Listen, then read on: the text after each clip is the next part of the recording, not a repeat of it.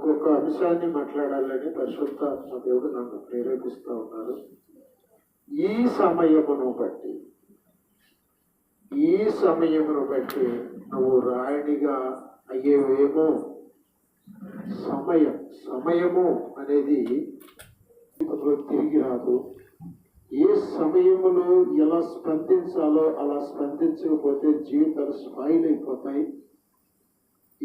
ఎన్నడూ మళ్ళా ఆ నష్టాన్ని పూడ్చుకోలేనంత నష్టాన్ని ఆ వ్యక్తి అనుభవించవచ్చు. సమయం ఇస్తేరా ఈ సమయంలో నువ్వు మాట్లాడకపోతే మన జనాంగం అంతా చచ్చిపోతారమ్మా. నేను కూడా చచ్చిపోతాను. సమయం యొక్క ప్రాముఖ్యత ఎంతో చూడు. సమయం యొక్క ప్రాముఖ్యత. ఎస్తేరు చాలా కఠినమైన పరిస్థితి. అది చాలా కఠినమైన పరిస్థితి. ఆమె రాజుగారి దగ్గరికి వెళ్తే చచ్చిపోద్ది. అంతే, ప్రాణాన్ని తెగించి వెళ్ళాలి రాజుగారి దగ్గరికి. సరే, ఎస్తేర్ని కొంచెం పక్కన పెట్టి సమయమును మీ ముందు పెడతారు. సమయం యొక్క విలువ, సమయం యొక్క రకాలు, ఏ సమయం ఎలా ఉంటుందో రోమీయులకు రాసినటువంటి పత్రికలో 13వ అధ్యాయము 11వ వచనంలో మేలుకొను వేళ అయినది తెలుసుకొని, నిద్ర మేలుకొను వేళ అయినది అని తెలుసుకొని అలాగు చేయుడి. మనము విశ్వాసులమైనప్పటికంటే ఇప్పుడు రక్షణ మనకు మరీ సమీపముగా ఉన్నది.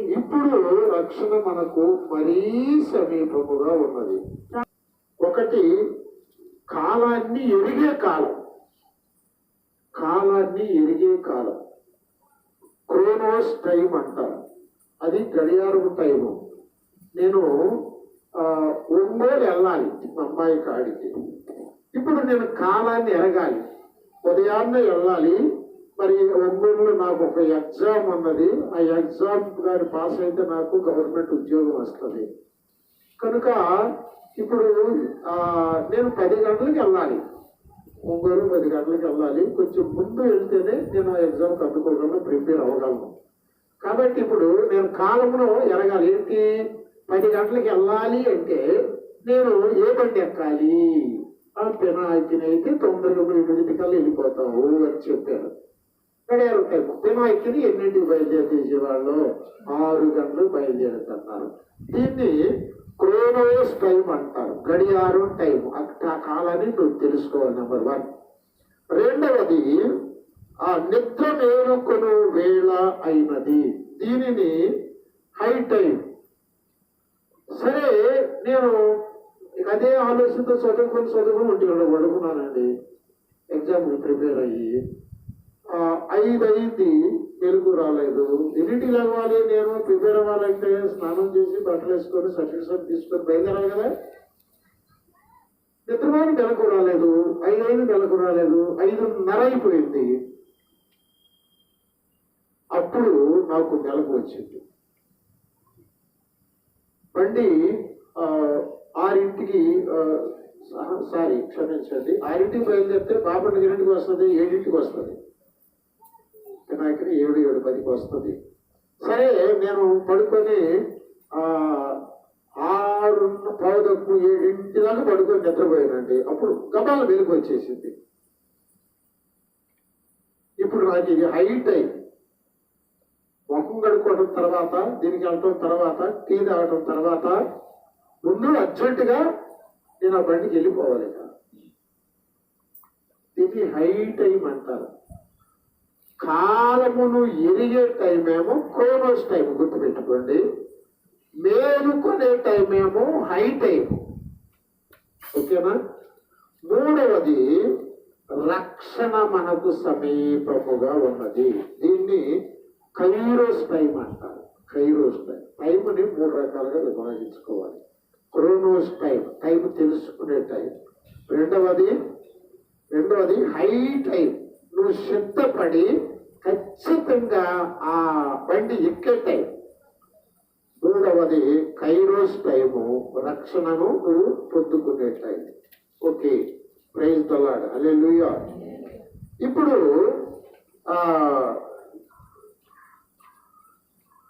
ఇప్పుడు నేను చెప్తాను, హై టైం అంటే అది చాలా ఎమర్జెన్సీ టైం. అక్కడగా సర్దుకొని నేను అర్జెంటుగా బండో ఆటోనో ఏదో ఒకటి వేసుకొని నేను ముందు వెళ్ళిపోవాలి.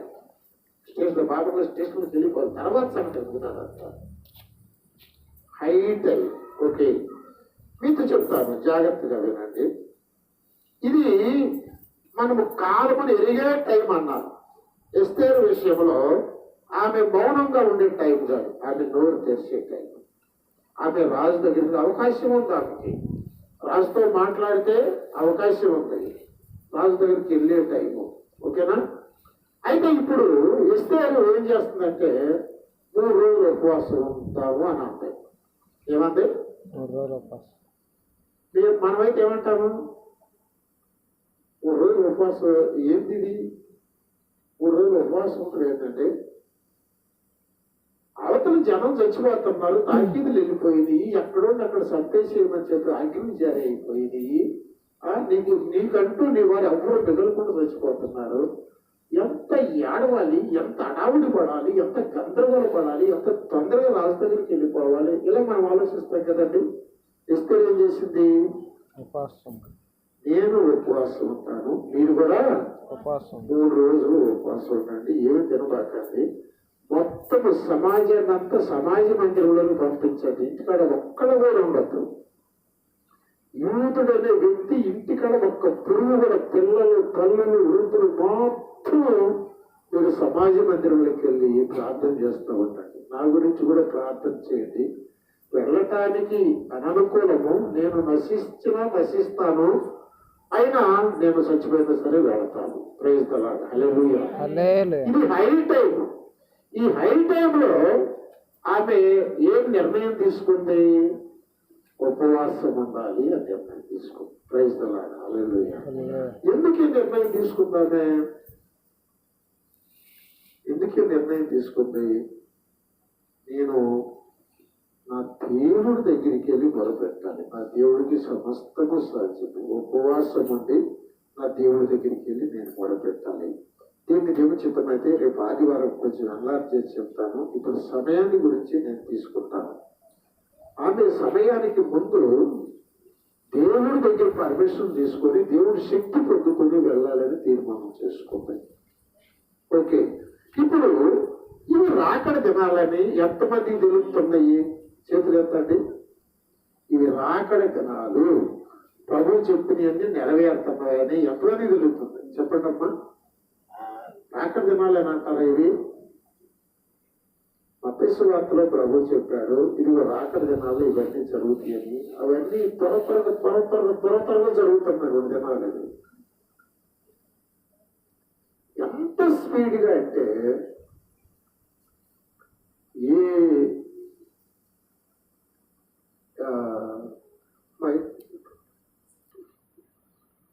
మరణం మీ ముంగిడికి వచ్చేసింది, కత్తి నీ మెడ మీదకి వచ్చింది, బుల్లెట్ గుండు నీ యొక్క ఇది ఏమంటారండి, ఈ రాకడ గుర్తులు తెలుసుకున్నావు. ఈ టైం నీకు అర్థమైపోయింది. ఇది రాకడ గుర్తులు. నేడో రేపో ప్రభు రాబోతున్నాడు, పాటలు పాడుతున్నావు, వాక్యం వింటున్నావు. వాక్యం పరిశుద్ధాత్మ దేవుడు చాలా ఖచ్చితంగా చెప్తున్నాడు, నువ్వు సిద్ధపడాలి. ఓ హల్లెలూయా, హల్లెలూయా. కానీ మనం నిద్ర మేలుకోవట్ల, మనం సిద్ధపడగల. ఎంతమందిని ఒకవేళ ఈ రాత్రి ప్రభు వస్తే నేను వెళ్తాను అని ధైర్యంగా చెప్పగలిగిన వారు ఎంతమంది అండి? ప్రభు వస్తున్నాడు, నా బిడ్డలు నశిస్తున్నారు, నా తల్లిదండ్రులు నశిస్తున్నారు, నా అన్నదమ్ములు నశిస్తున్నారు, నా వారందరూ నశిస్తున్నారు అని ఏడ్చేవాళ్ళు ఎంతమంది అండి? ఉపవాసం ఉండి నా బిడ్డలని, నా తల్లిదండ్రులు, నా బంధువులు, నన్ను నేను రక్షించుకొని ప్రభువును ఎదుర్కోవాలని ఆశ కలిగి మేల్కొని కన్నీరు కార్చి దొల్లాడి రోడ్డు చేసేవారు ఎంతమంది అండి? ఏవేవో ఆలోచనలు, ఏవేవో పనులు, దేనికోసం పోరాటం.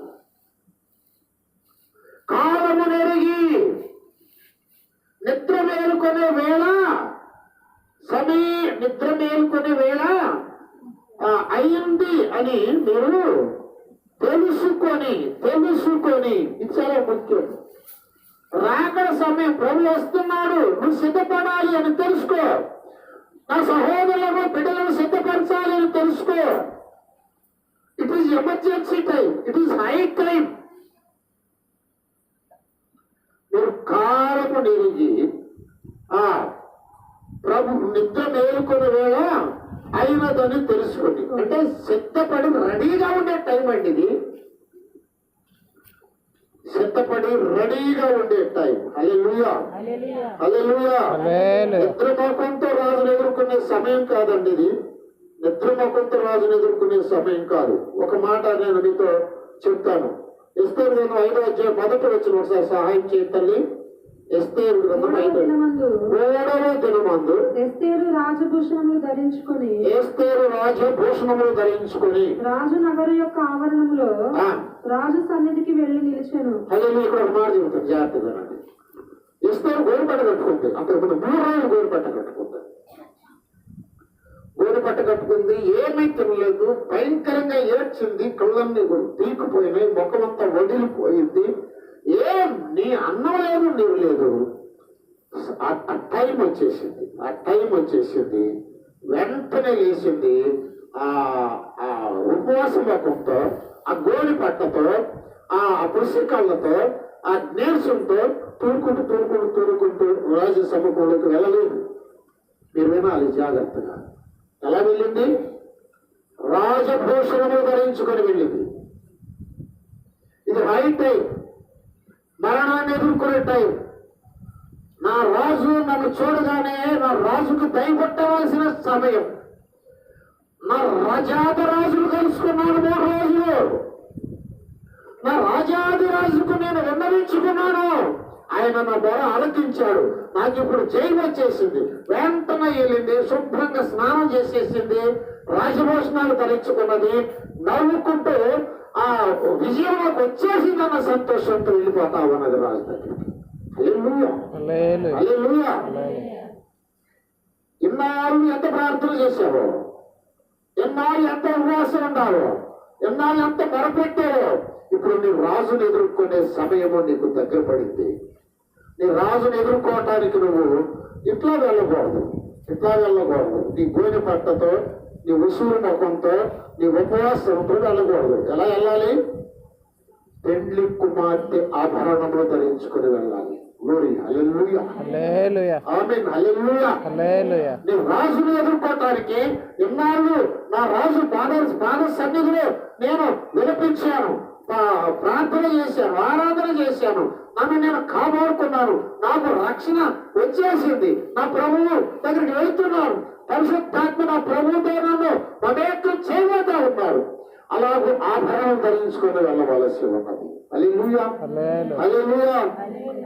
ఈమె ఏం చేసిందంటే ఆభరణము ధరించుకొని వెళ్ళేసింది. సమయము విలువ కొన్ని మాటలు నేను చెప్తాను. సమయం మత్తయి సువార్త 25వ అధ్యాయము 5 నుంచి 9 దాకా చదవరా. 5 నుంచి 9 దాకా. మత్తయి సువార్త 25వ అధ్యాయం 5 నుంచి 9 దాకా. పెళ్లి కుమారుడు ఆలస్యం చేయగా వారందరూ కునికి నిద్రించుచుండిరి. అర్ధరాత్రి వేళ ఇదిగో పెండ్లి కుమారుడు అతనిని ఎదుర్కొని రండి అను కేక వినబడెను. అప్పుడు ఆ కన్యకలందరూ లేచి తమ దివిటీలు చక్కపరిచిరి గాని బుద్ధి లేని ఆ కన్యకలు, మా దివిటీలు ఆరిపోవచున్నవి గనుక మీ నూనెలో కొంచెము మాకియుడని బుద్ధిగల వారిని అడిగిరి. అందుకు బుద్ధిగల కన్యకలు, మాకును మీకును ఇది చాలదేమో, మీరు అమ్మవారి యొద్దకు పోయి కొనుక్కొనుడని చెప్పిరి. వారు కొనబోచుండగా పెండ్లి కుమారుడు వచ్చాను. ఇది కైరోస్ టైం. ప్రార్థన చేసేటువంటిది. ఇప్పుడు ఎస్తేరు ప్రార్థన చేస్తా ఉందని అది క్రోనోస్ టైం. అది ఆమె సమయాన్ని తెలుసుకున్నది. 3 రోజులు నా రాజాది రాజు నేను కలుసుకొని ఆయన దగ్గర జయం పొంది నేను మా యజమానుడు మా రాజు అయినటువంటి ఆకాశవాసును కలుసుకోవాలనుకుంది. ఆమె క్రోనోస్ టైము. ఇక్కడ వీళ్ళు సిద్ధపడ్డారు, కానీ ఈ బుద్ధి లేని వారు నూనె తీసుకోకుండా సిద్ధపడ్డారు. వాళ్ళు నిద్రపోతా ఉంటారు, కునికి నిద్రిస్తూ ఉంటారు. బుద్ధి కలిగిన వారు నూనె సిద్ధపరచుకొని నిద్రపోతున్నారు. బుద్ధి లేని వారు నూనె లేకుండానే నిద్రపోతున్నారు. అమ్మా, నేను మీతో చెప్తాను, వినండి. పరిశుద్ధాత్మను పొందుకొని పరిశుద్ధాత్మకు లోబడి పరిశుద్ధాత్మ చెప్పినట్టుగా చేసి పరిశుద్ధాత్మతో కలిసి మరణిస్తే పరిశుద్ధాత్మ నిన్ను ప్రభువచ్చినప్పుడు మహిమ శరీరము నీకు తొడిగి నీ ఆత్మను లేపి తీసుకెళ్లి యేసుక్రీస్తు వారి పక్కన మధ్యాకాశంలో నిన్ను నిలబెడతాడు పరిశుద్ధాత్మ దేవుడు. నీవు ఆత్మకు లోబడకుండా ఆత్మను పొందుకోకుండా ఆత్మ లేనివాడు నావాడు కాదు అని ప్రభు చెప్పాడు కదా. ఆత్మకు లోబడవు అసలు. నువ్వు దేవుని ఆత్మ చెప్పిన మాట వినవు. ఆ దేవుని ఆత్మానుసార హెచ్చరికను స్వీకరించవు. దేవుని ఆత్మ హెచ్చరికను నీ ఇష్టానుసారముగా బ్రతికి చచ్చిపోయి నేను బుద్ధి కలిగిన కనికను సిద్ధపడిన కనికను అనుకుంటున్నావు. కానీ ఉండాల్సినటువంటి ఆ నూనె, మండించాల్సినటువంటి ఆ నూనె, ఇప్పుడు దీపం ఉందండి, దీపం ఉంది. హల్లెలూయా. దీపం ఎలగాలంటే ఏం కావాలి? నూనె కావాలి. మీ ఆత్మ దీపము నూనె తీసుకుని వెళ్ళారు. నిద్రపోయేటప్పుడు ఆరిపేసుకున్నారు. మెలకు రాగానే ఏం చేయాలి? గబానా నూనె పోసుకొని వెలిగించుకొని మీరు లెగవాలి. కరెంట్ ఆరిపేసేసారు. పొద్దున్న లేకుండా కరెంట్ వేసుకుంటారు కదా మీరు. అలాగే నిద్రపోయేటప్పుడు ఆ దీపాలన్నీ ఆరిపోయినాయి. కునికి నిద్రపోతా ఉంటారు. అర్ధరాత్రి కేక వచ్చి ఇదిగో పెళ్లి కుమారుడు వస్తున్నాడు అని ఒక పెద్ద కేక కనబడింది. పూలు వేశారు. గబగబ నూనె పోసుకున్నారు. గొప్పని వెలిగిపోయింది. మామూలు నూనె, పరిశుద్ధాత్మ నూనె. ఆ నూనె ఉంటే చాలు, ఆ అగ్ని మండుతుంది అంతే. ఆత్మలు ఆ దిదీప్యమానంగా లేచిన మహిమ శరీరాన్ని ధరించాడు, వెళ్ళిపోతా ఉన్నాడు. వీళ్ళకి నూనె లేదు బాబు, నూనె లేదు. ఏమంటే అది కైరోస్ టైం. అది కైరోస్ టైం. అది ఎమర్జెన్సీ టైం కాదు, హై టైం కాదు, క్రోనోస్ టైం కాదు. తెలుసుకోవాలి, మారు మనసు పొందాలి, బాప్తిజం పొందాలి, సిద్ధపడాలనే టైం కాదు అది. ఇప్పుడు చదువుకుంటున్నారు నూనె. కొద్దిపోయినాం. ఎవరు ఆత్మ నరకలు పంపించడానికి ఎవరు ఇష్టపెడతారండి? నీకు మాకు చాలదమ్మా, వెళ్ళి తెచ్చుకోకపోతే. ఏం తెచ్చుకోవాలని తెలీదా? నూనె ఉండాలని తెలీదా? సేవకులు చెప్పలేదా? పరిశుద్ధాత్మ కలిగి బ్రతకాలని చెప్పలేదా? మరి ఎందుకు తెచ్చుకోలేదు మీరు? మేము తెచ్చుకున్నాం. వెంటనే పోసుకున్నారు, వెలిగించుకున్నట్టు అట్మని వెలిగిపోయారు. వీళ్ళు పరిగెత్తకుండా తౌడు ఆడుతున్నారు, అటు ఇటు. అంటే కొత్త ఏ శాతం ఉందో వినపడతా ఉందో, అదిగో పినాకిని ఎంతందని చెబుతున్నారు. నేను ఇంటికాడ ఇప్పుడు లేచి పరిగెత్తుంటే అమ్మ అంటే ఉపయోగం ఉంది. అది వెళ్ళిపోద్ది. నా కోసం ఆగిద్దా బండి?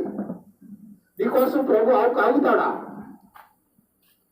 ఎన్నో వేల సంవత్సరాల నుంచి చెప్తా ఉన్నాడు ప్రభువు, అమ్మా నువ్వు సిద్ధపడలేదు, నువ్వు లెక్క చేయలేదు. తీరా ఆయన వచ్చే టయానికి తగులాడుకుంటే ఉపయోగం ఏముంది? కనుక ఈ మత్తయి సువార్తలో పెళ్లి కుమారుని కలుసుకునే టైం అది. కలుసుకునే టయానికి నీకు ఏమేమి కావాలి? పరిశుద్ధాత్మ కావాలి, నిజమైన మారు మనసు కావాలి, లోపరహితంగా నీతి కలిగిన బిడ్డవుగా ఉండాలి, ఎవరిని ద్వేషించకుండా, ఎవరి మీద పగ లేకుండా, మాతో నిష్కల్మషంగా నిర్దోషంగా ఆయన రక్తంతో కడగబడి ఆయన ఆత్మను కలిగి పెళ్లి కుమారుని ఎదుర్కోవడానికి కావలసిన ఆభరణాలు ధరించుకొని ప్రేమ, సంతోషము, సమాధానం, దీర్ఘశాంతం, దయాళుత్వము కలిగి ఆ ప్రభువుని ఎదుర్కోవటానికి వెళ్ళాలి. హల్లెలూయా.